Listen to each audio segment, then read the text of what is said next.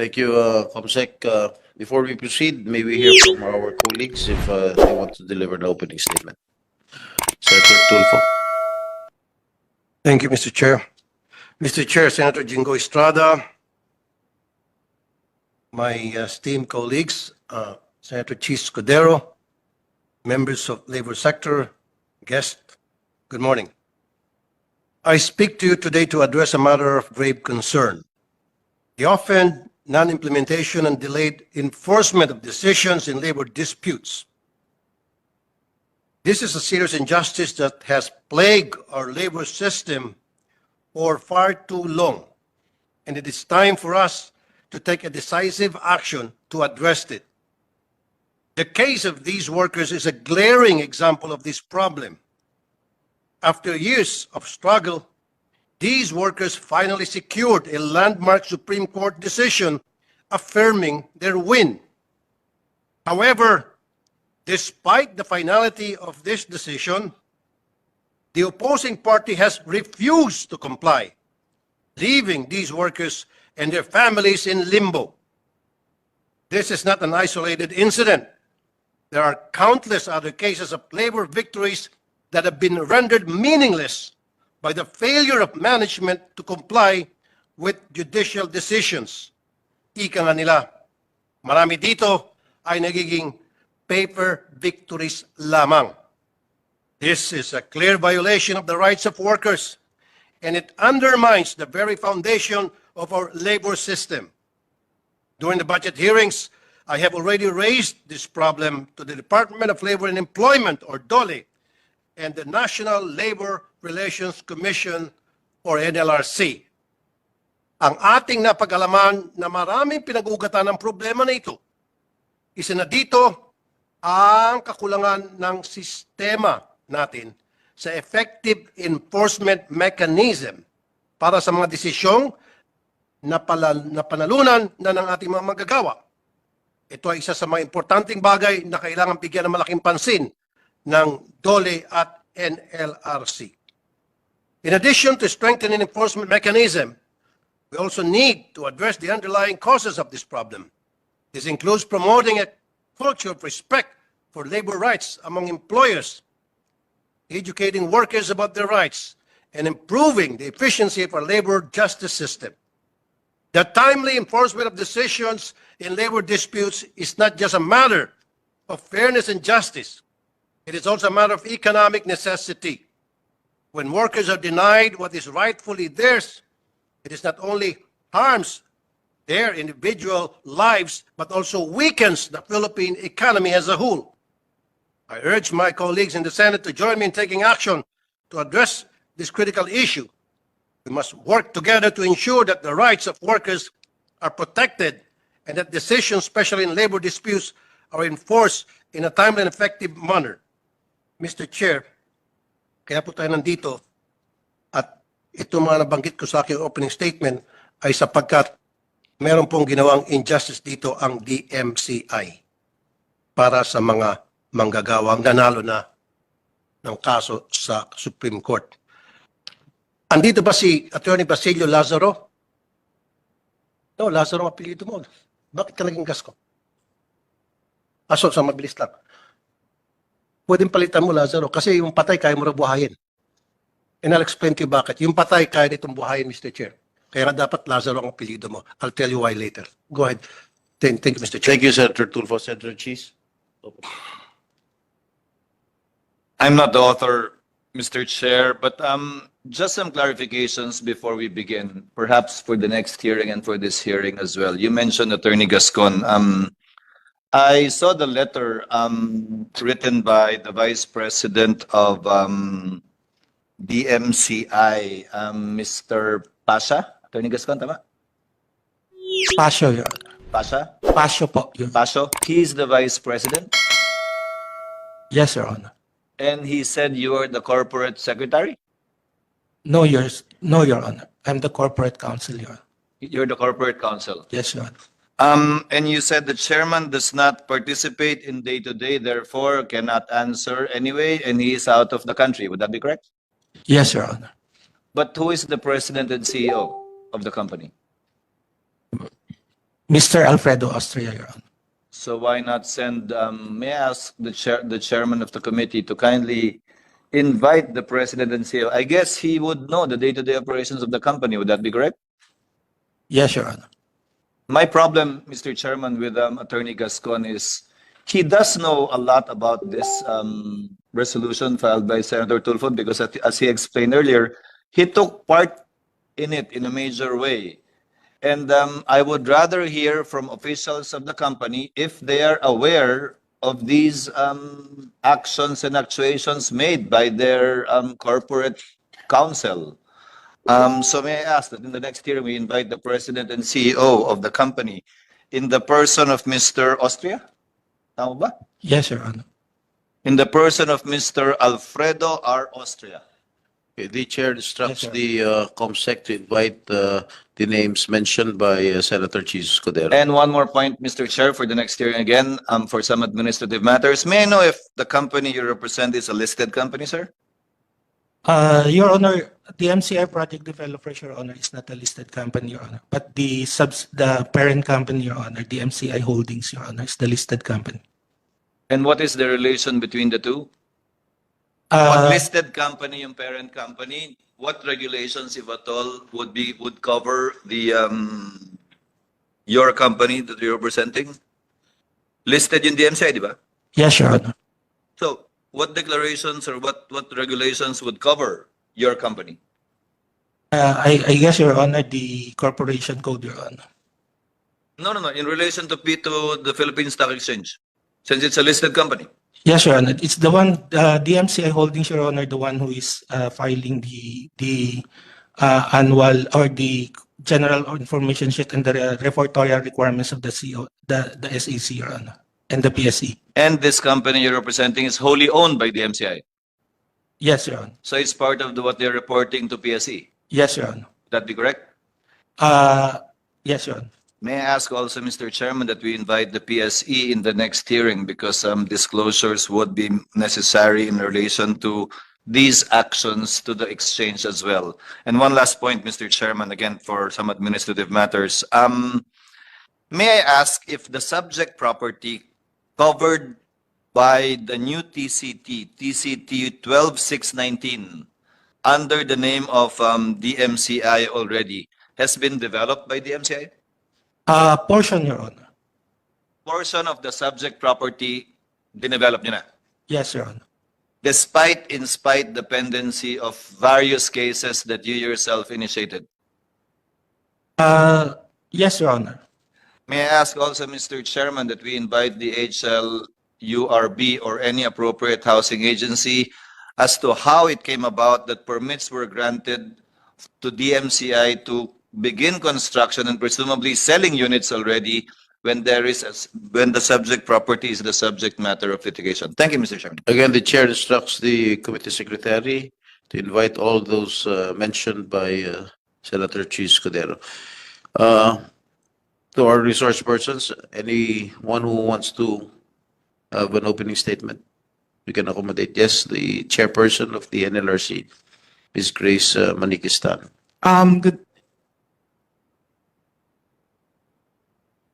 Good morning po, Honorable Chair, Senator Jingoy Estrada, Vice Chair, Senator Raffytulfo, and Senator Francis Escudero. NLRC welcomes this opportunity to take part in these proceedings as we are confident that this will help us address some concerns of NLRC challenges that we encounter in enforcing our decisions. And we know that we need to work closely with the Senate to address these concerns, especially also for some legislative issuances that may be necessary to help us in our problems.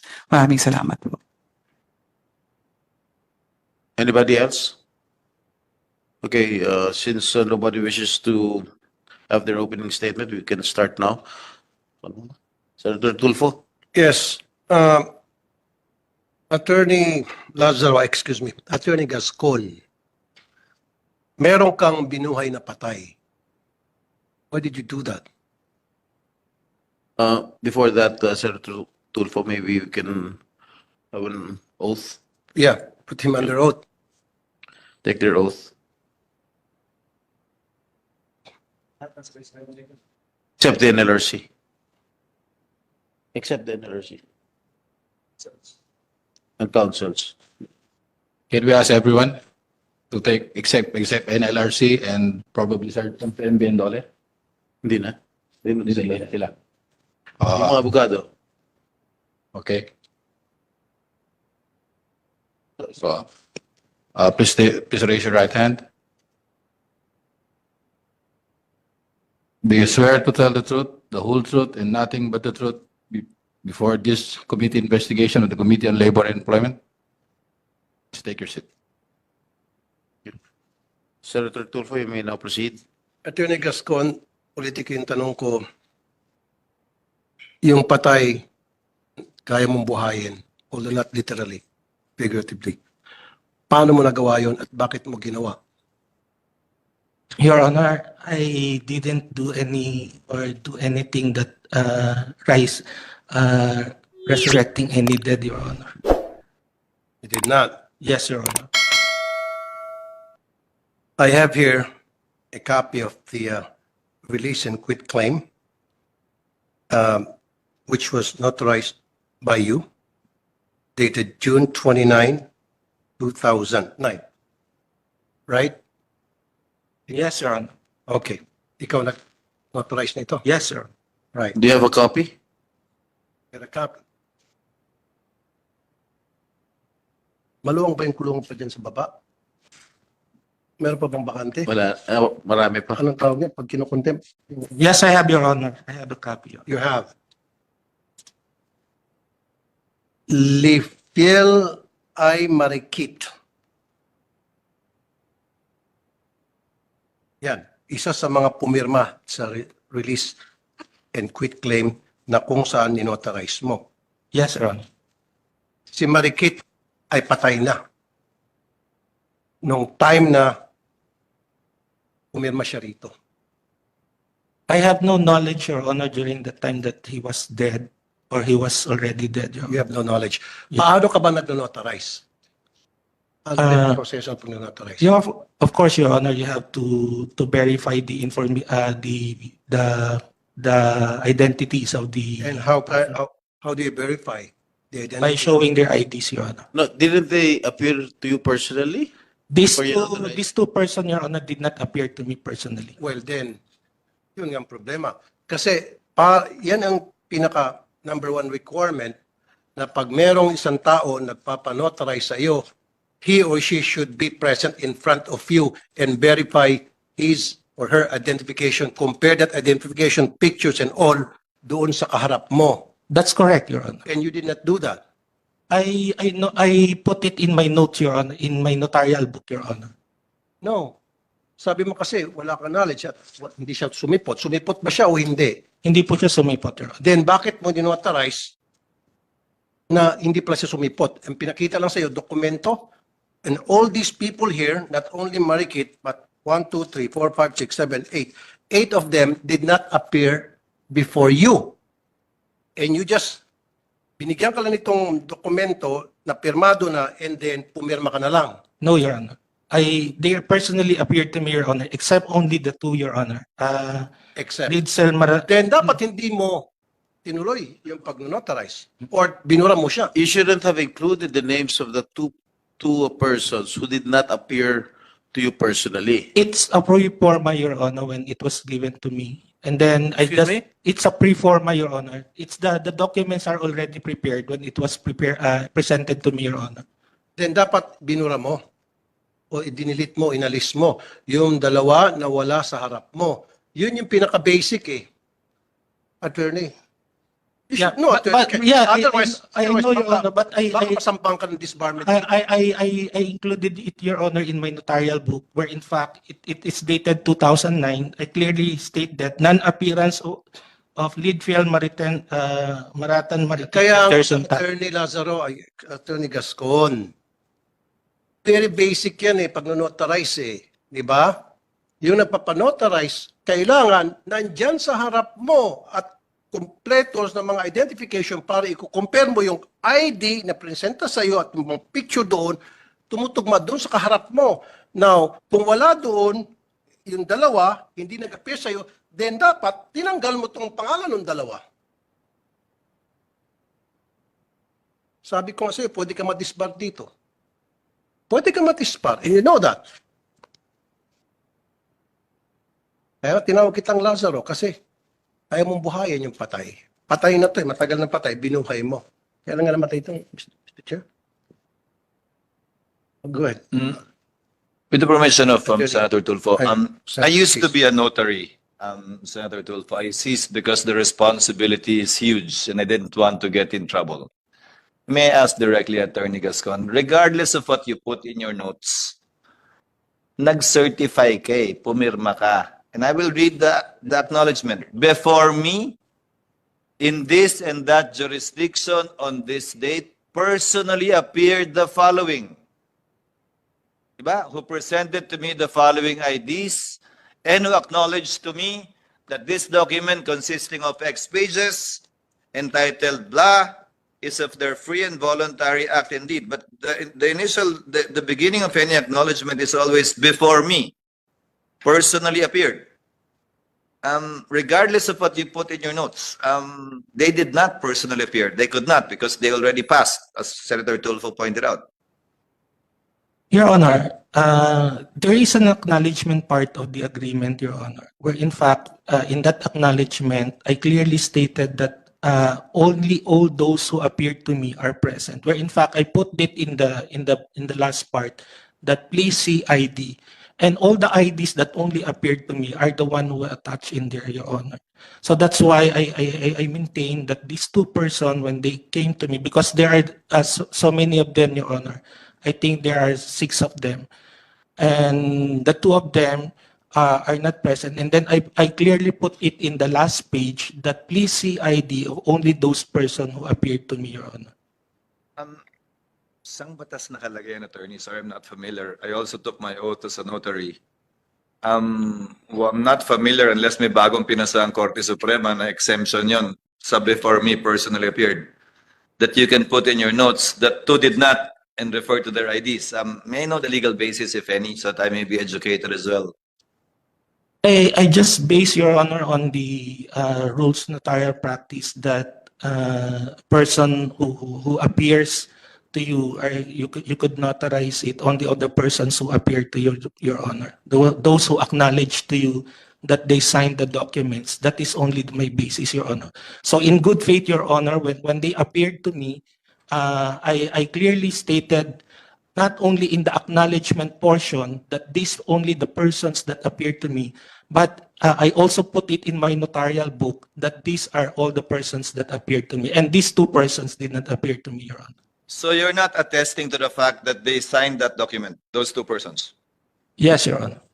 And yet, you as the corporate counsel facilitated the registration of that document so that a new TCT will be issued in favor of the company you're working for, despite your personal knowledge that 2 of the 6 most likely did not sign voluntarily, willingly, or even were alive at that time.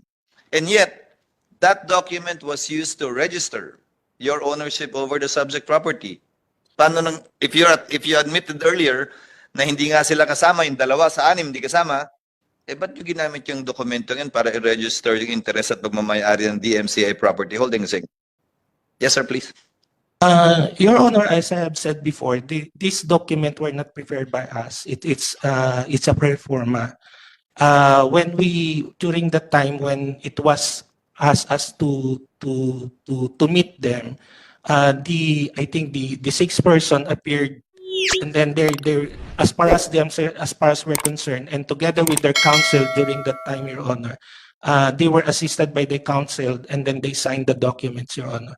And then that's the basis that they submitted to us, and that's the document that we use, Your Honor.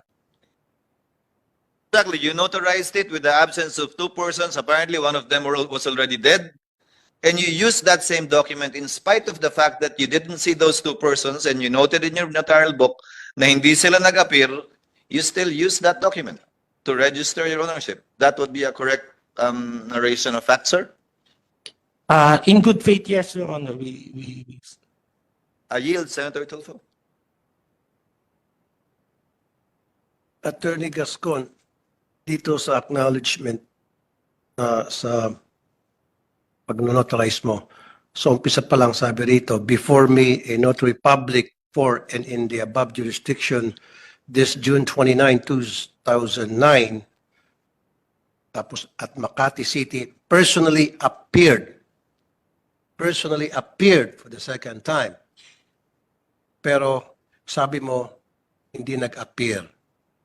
So, dito, nanumpa ka, nilagay mo yung pangalan mo, pumirma ka, sinasabi mo na personally appeared, and yet hindi pala. So, dapat madisbar ka.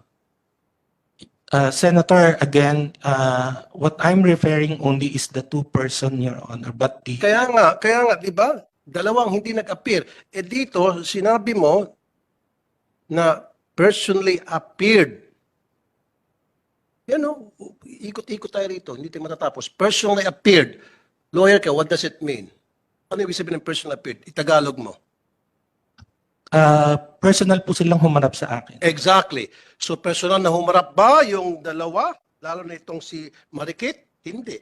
Dahil patay na eh. Yes, Your Honor, I acknowledge that fact, Your Honor. Na hindi siya umappear. Yeah, the two, Your O Honor. bakit mo ninotarize? Eh wala pala sa harap mo ito si Marikit at yung isa pa. Sana hindi mo ninotarize. Sana pinatanggal mo yung pangalan o pinaulit mo. Sabi mo, baguhin nyo yan, tanggalin nyo yung dalawang wala rito. Next time, pag nagpresenta kayo ng dokumento, paharap nyo lahat with all the IDs. Again, Your Honor, in good faith during that time, I just based on the notarial rule that you could not notarize a document to the extent of the person that you only to the extent of the person who appeared to you, Your Honor. Sorry, attorney. Ano ka, tanga o nagtatanga-tangahan? Then you know that na pwede ka ma-disbar because of this. You know that, right? Yes, Your Honor. O, dahil lang sa isang pirma o dalawang pirma, madidisbar ka, napakababaw na disbarment case yan. Because of two signatures, madidisbar ang isang attorney, Basilio D. Gascon Jr. And you know that. Right? Okay, and you keep saying, in good faith. Ando na tayo, maybe in good faith. Pero yung in good faith na reason na binibigay mo, it just shows na talagang meron kang ginawang glaring violation. Kahit na baliktad-baliktad natin. Sa kanong kadahilanan, alam mo na yon. You and me know the reason. Right, Mr. Chair? Right, maybe you can hear first from the complainants of the case, or the counsels of the complainants here. Yes, Attorney Capuno. Good morning po, Your Honor. You are Mr. Magandang Lupueno? umaga po sa atin lahat. Yes. You Isa po ako sa one of the mga laborers concerned. kasama sa kaso ng DMCI, itong kasong ito. Nangyari po ito noong simula po kami ng kaso noong September 1996. Hanggang ngayon po ay hindi namin nakakamtan yung dapat naming makamtan. Sapagkat marami pong balakid ang nakapaloob dito. Unang-una po, ito pong release and quit claim. Tapos ito pong deed of sale. Dahil po dito, kami po ay pinapirma nung aming katiwala sa... Pero sandali lang po. Si Attorney Capuno, you are the counsel of the... Yes, Your Honor.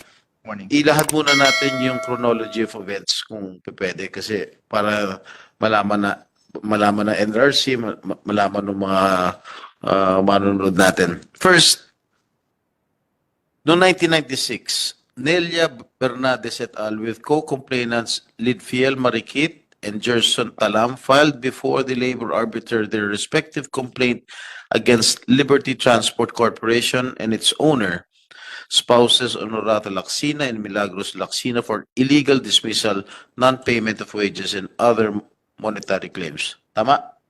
Yes, Your Honor, that's correct. And on April 27 of 1998, the labor arbiter rendered a decision in favor of Bernadas et al. Correct? That is correct, Your Honor. On February 29 of 2000, on appeal, the NLRC affirmed the labor arbiter's decision.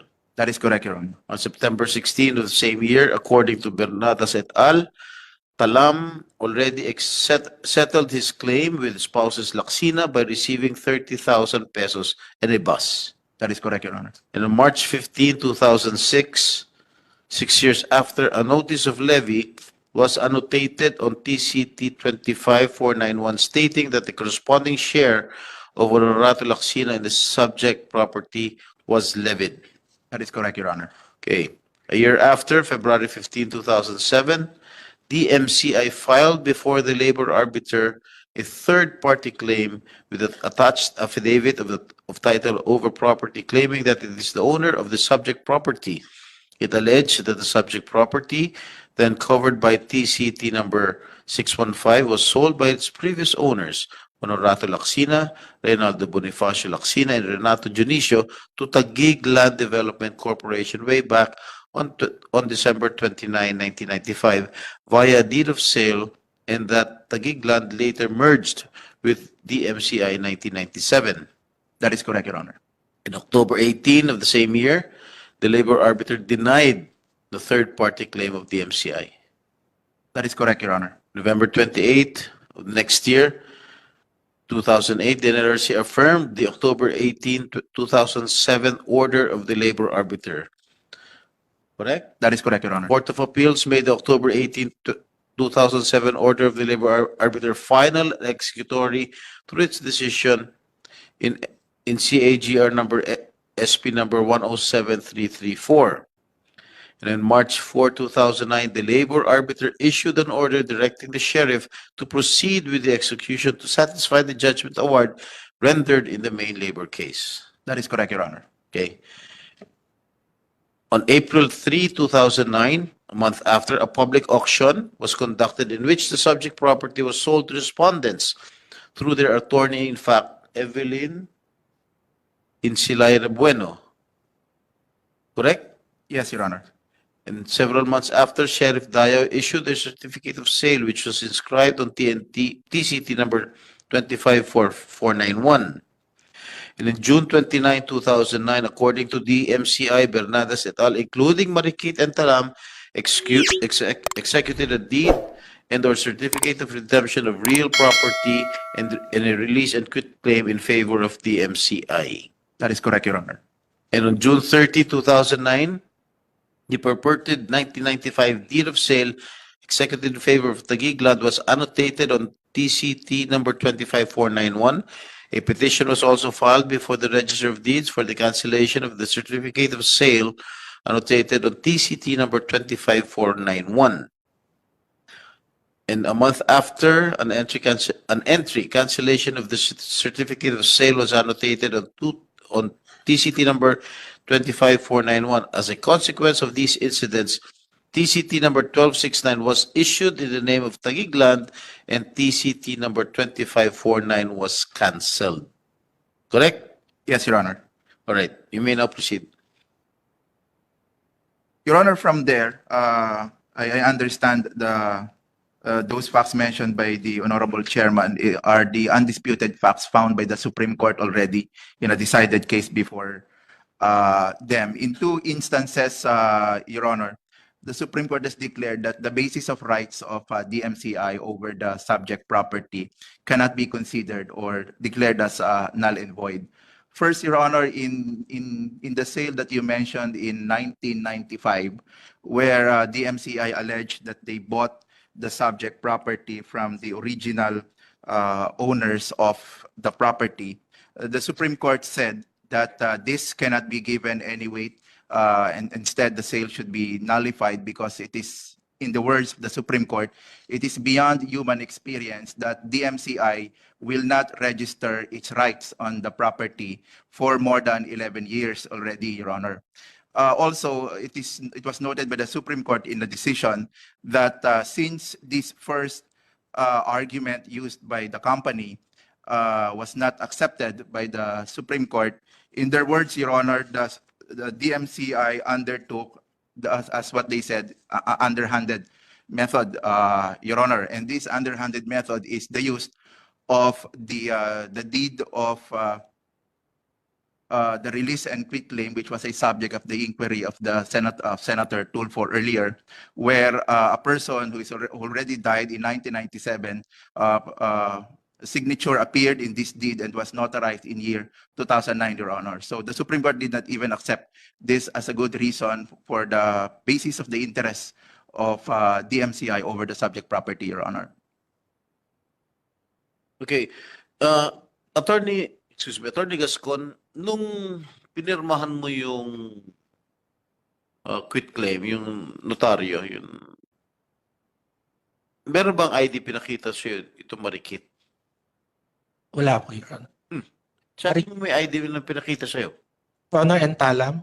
Yes. No, they didn't show to me any ID, Your Honor. That's the reason why I put in the notarial in the back of the notarial register, Your Honor, that please see ID. So they never showed up physically? Yes, Your Honor. O syempre, patay na isa. Paano nung papakita yun unless binuhay mo? So what, katulad yan tinanong ni Senator Tulfo, why did you still sign that notary na hindi sumipot yung dalawa? You should have deleted it from your, from the list. Your Honor, I have said in good faith, I just based on the notarial rules that a notary public can notarize a document. Kasi may pirma pa yung marikit sa yung talam eh. May pirma pa eh. How did you know that these were genuine signatures? They're not the one who signed it, Your Honor. Who's the one who signed it? Your Honor, can I explain? Patay na eh. Yan. During that time, Your Honor, it's way back in 2008. As far as I can remember, the one who signed that is one of their correspondent. And then Did you allow yourself to sign your notary na alam mo na hindi yung taong pumirma, iba pumirma doon during sa that pangalan? time, Your Honor, I really object to that. But since Oh, why did you sign if you objected to it? Why did you sign it if you objected to it right away? Your Honor, I have said that I only what you said, I only allowed that. You did it in good faith. How did you do it in good faith when in fact you knew earlier that that was not the signature of Marikit, and you knew, ikaw lang nagsabi ngayon na iba ang pumirma doon? Yes, Your Honor, because Your Honor, during that time, as I have remembered, together with their counsel, they said that these two persons are not already important to the case. And during that time, they are already in rush of what you call this in settling the case. And then that's why, Your Honor, in good faith, I only acknowledge all those persons who personally appeared to me, Your Honor. And that is Nelia Bernadas, Lilio Rebueno, and all the other co-defendants, Your Honor. You know what? I do not want to berate you any further. No? You just mentioned earlier that these were not the signatures of these two persons. Itong si Marikit, tsaka itong si Talam. Abogado ka, Atty. Gascon. Dapat tinanggal mo na. If these two are irrelevant to the cases, you should have deleted it. Oh, irrelevant na pala yan. Wala, kumbaga irrelevant, wala nang bilang. Di ba? Tama? Dapat tinanggal mo na. Senator Tulfo, Yeah, quickly lang, Mr. Chair. Alam mo na wala siya doon. Acknowledge mo. Yun yung isang pagkakamali mo. Dinugtungan mo pa na isang pagkakamali. Alam mo na yung signature dyan ay hindi siya ang pumirma, meaning si Marikit. you acknowledge na it is not her signature and somebody forged her signature, and you allow that to happen by affirming your signature here. Dito sa quitclaim na ito, dalawa ang pagkakamali mo.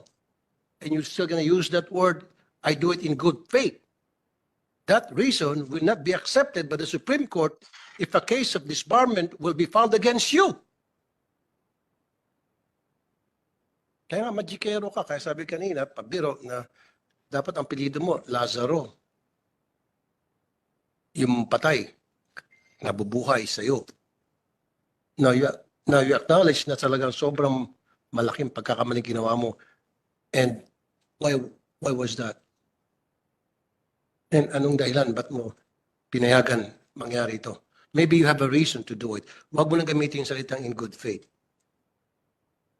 Why did you let it happen? Attorney Gascon, sir.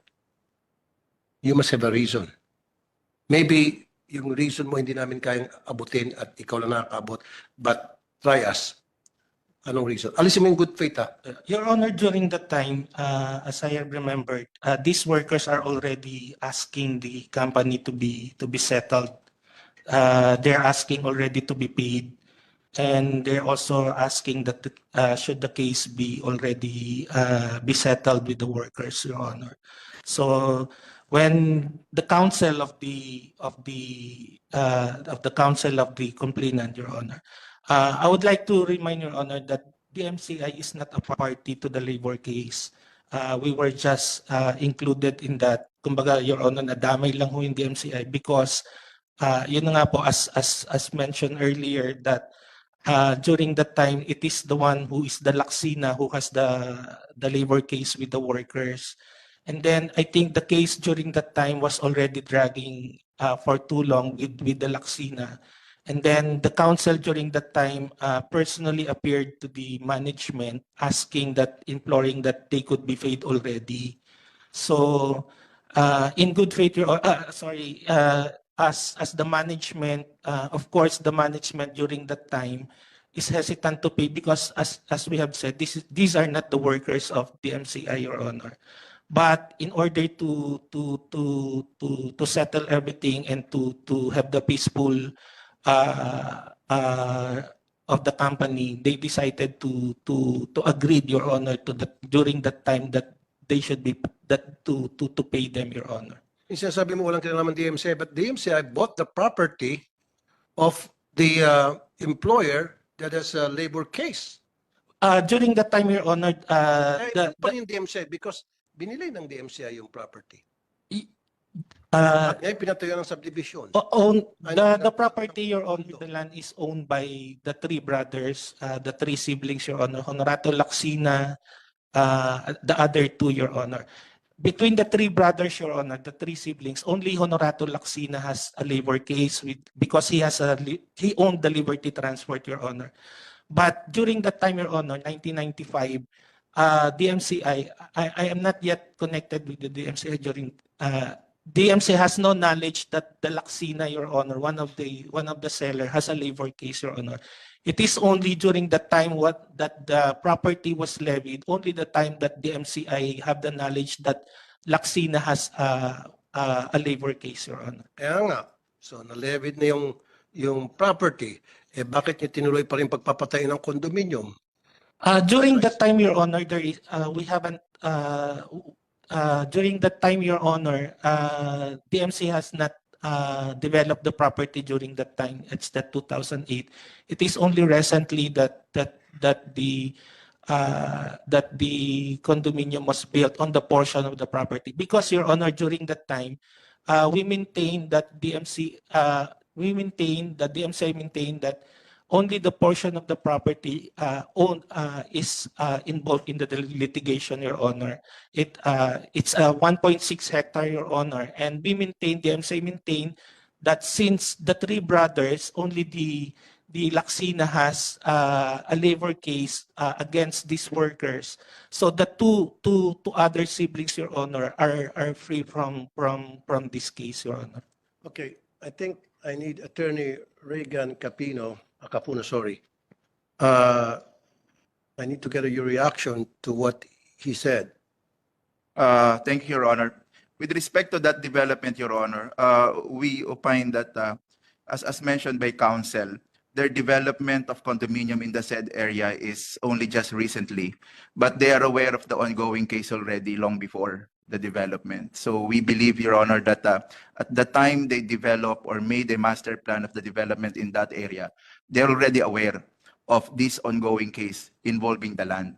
On the issue that only a portion of the 1.6 hectare land belongs to the complainant, the fact, Your Honor, is that there is no subdivision yet on the one. If that is the position of DMCI, there is no subdivision yet of that property. So we don't know which portion belongs to the laborers or to the other one. But in the proceedings before the labor arbiter, the National Labor Relations Commission, the Court of Appeals, and in the decided case by the Supreme Court, Third Division, the subject property has always been treated as one, as a whole property, Your Honor. Yes, Attorney Gascon. Your Honor, it is during that time when we developed the property in good again, Your Honor, we specifically included in our report that there is a pending litigation over this property. At the same time, Your Honor, that's why this case has dragged for so long, because during that time there are a lot of different parties who is claiming over property in the rights of the DMCI, Your Honor. That's why we filed a case in Supreme Court, because we maintain that only 1/3 of the property is allotted for the workers. Where in fact, Your Honor, in the recent Supreme Court decision, where is the main case, the Supreme Court upheld our contention that indeed that the workers only are entitled to the 1/3 of the property. And it is pending, Your Honor, in Supreme Court, and we filed an MR, Your Honor. Is that Mr. correct? Chairman, if I may, Senator Cheese? just to interject. As a lawyer, even assuming what you're saying is true, na yung isang kapatid lang, yung may adverse judgment na dapat bayaran yung mga manggagawa, may dalawa pang kapatid na may-ari ng lupa, at best, you have a 2/3 inchoate share. And I'm sure you know the definition of what inchoate means, Your Honor.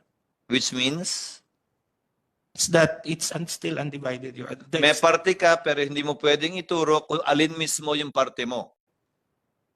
Yes, Your Honor. That's why I wanted to invite HLURB, Mr. Chairman, because if they're already developing and constructing it without that issue being settled, anong karapatan na lang magdesisyon para sa sarili nila na ituro, sige, dito na kami. Yung 1/3 nyo, kung 1/3 man nga yan, doon na. Second point, Mr. Chairman. Assuming that your theory is that the workers are only entitled to 1/3 of the total property dahil isa lang yung may utang, ang pinangbayad para ma-settle, correct me if I'm wrong later on by the NLRC, ang pinambayad para ma-settle yung kulang-kulang 2 milyong utang na judgment ng NLRC was the entire parcel of land. Number 2, hindi nila ni-redeem after the period of redemption, which they could have done, either by any of the brothers, for that matter. Because remember, this was not a deed of sale executed by the 3 brothers or by 1 brother without the knowledge of the 2 other siblings. This was by virtue of a judgment by the NLRC. Yes, sir, please. Kindly. Your Honor, in the proceedings of the NLRC, if you were going to review, I think the NLRC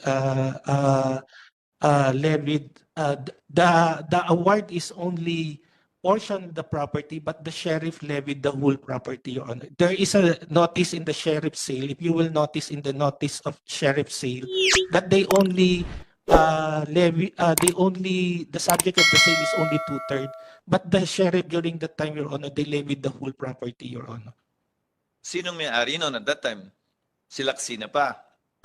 It was already sold, Your Honor, in 1995. However, the title was not transferred because during that time, Your Honor, I think like Laksina, the sale has what you call this, they paid the they didn't pay the whole estate tax, Your Honor. So that's why they're being assessed of deficiency tax of the estate tax. So because of that, Your Honor, the sale cannot secure a certificate of registration for the sale, Your Honor, because the BIR is asking that the estate tax should be settled first, Your Honor. The subject matter of both TCTs under question is one parcel of land. Correct me if I'm wrong. Yes, Your Honor. If you yourself are admitting that you only have 2/3, and if at all the subject matter of the case only involves 1/3, edi bakit kayo nagkaroon ng titulo at binili nyo yung kabuuang lupa? No, At Your hindi Honor. nyo No. makausap It- yung mga laborers. Your- Yeah, no, Your Honor. The sale was what you call this? The sale was completed, Your Honor, 1995. Between you and the Laxinas. Yes, Your for 1.6, Your Honor. And the seller of that land, Your Honor, are three. They were included. The registered owner in the land, Your Honor, are three person, Your Honor. Exactly my point. They sold the land to you in spite and despite the fact that it was already the subject matter of levy and execution by virtue of a decision of the NLRC. No, Your Honor. During that time, Your Honor, there is still no notice and levy. It was only in 1995, I guess, Your Honor, the levy was only, I forgot the date, Your Honor. So, 2006, I guess. When was the levy, Attorney Gabono? 2006 or 2007, Your Honor.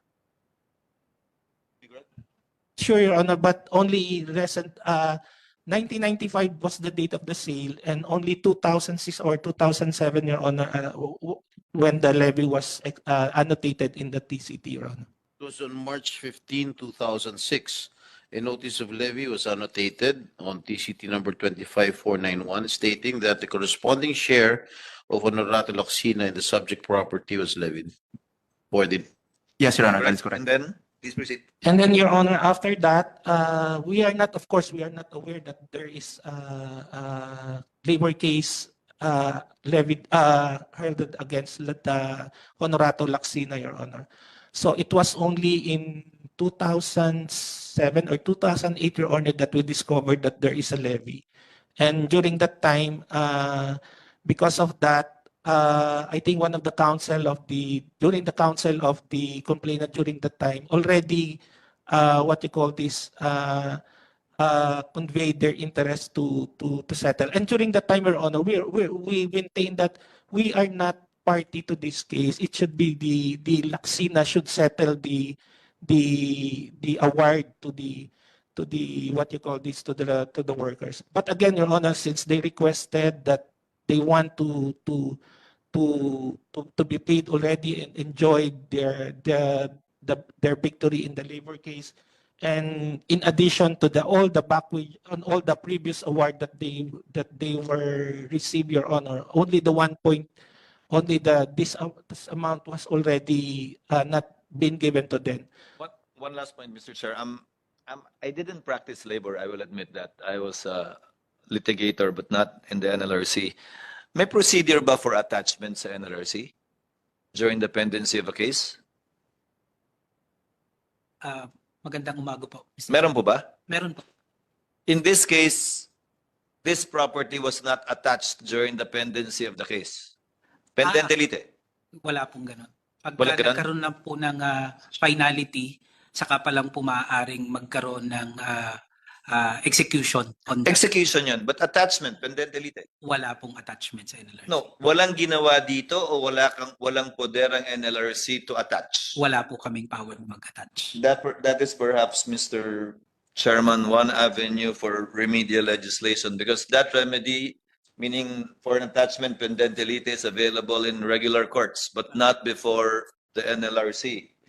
Meaning to say, habang pending yung kaso, para mabayaran ka, i-attach mo at i-annotate sa likod ng titulo yung pendency of the case, so that buyers such as the DMCI would be put on notice that there is such a pending case, and that they should be aware and beware that the outcome of the case has not yet been settled.